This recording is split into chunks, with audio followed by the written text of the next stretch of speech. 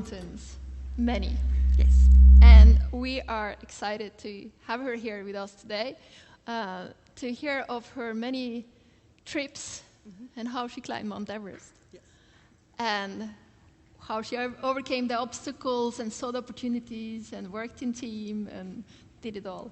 Thank you so much for letting me be with you here today and take you to a very, very special place, to that tiny little snowfield way up in the sky where the earth touches the heavens. Mount Everest, or as the Tibetans and the Sherpas call the highest mountain in the world, Chomolungma, Mother Goddess of the world. She stands 8,848 meters tall, or just above 29,000 feet. Out of 100 climbers, 80 will go home disappointed. And 1 in every 15 climbers who actually does reach the summit will die on his way coming down. There is only one reason why climbers die on Mount Everest. But there are more than 100 reasons why a team doesn't make it to the top. Avalanches, steep ice falls, raging winter storms are not the main reason for failure. The main reason why so many teams fail in their attempt is because on the mountain they face the same difficulties that we all face in real-life challenges. To pick yourself up after severe setbacks and find the strength and the courage to get back onto the mountain and continue your ascent. To keep your focus on the goal during all the small side steps and firefighting along the way, and to keep up team spirit in times of difficulty.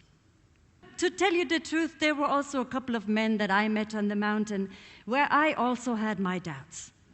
Respect is something you have to earn, step by step and inch by inch. It doesn't come for free, for nobody.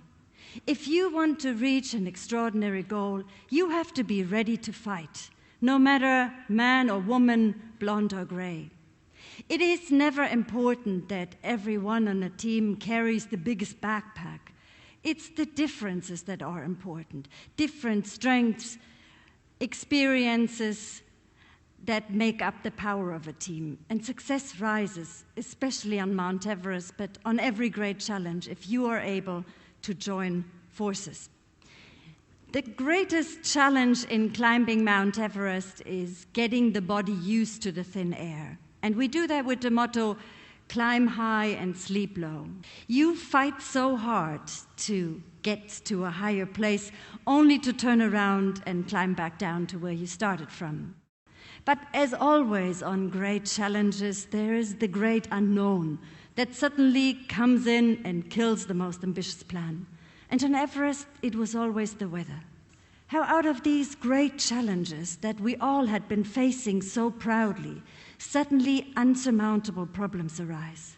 The Sherpas, they weren't only able to carry the heaviest backpacks on the mountain, but when times got tough, when it got difficult and the outlook was miserable, the Sherpas always kept their calm. They trusted the mountain, and they knew with unwavering confidence that with great challenges always come immense difficulties. And that climbing Mount Everest was about overcoming these difficulties and rising above yourself. And when my heart calmed down, I suddenly, because I was sitting backwards on the mountain, I didn't look up anymore into the daunting snow slope and the north face that was still in front of me, but I suddenly looked down and out. And those are the magic mountain moments, when you can all of a sudden see all that you have achieved already. I wish sometimes for real life that we would more often take the time and turn around and look back. I think we would very often see how many intimidating looking mountains we have scaled already. But there was one thing I knew that night. I knew that failure will not come from lack of effort, and that was immensely gratifying. I finally knew why I had come to climb Mount Everest, because it was the home of the gods, and you could just feel them that night. There's only one reason why climbers die on Everest. They die after they reach the summit because they cannot make their way back down. For one reason only, because they walked too long and too far, and they overstepped their personal limit. You have to know your turnaround time, and you have to ask yourself with every step, do I have what it takes? Not only for the ascent, but especially for coming back down and coming back and stepping into life. You don't have to climb down with me.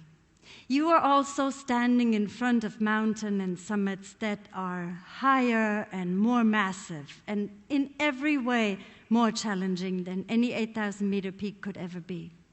That you always find the courage to step out into new terrain, and that you always keep your goal very close to your heart during all the small side steps on the way. But above all, that you have a strong team around you that supports you when times get tough on the mountain. And also a strong team for summit celebrations. For that, I wish you all the best. And thank you so much for climbing Everest with me.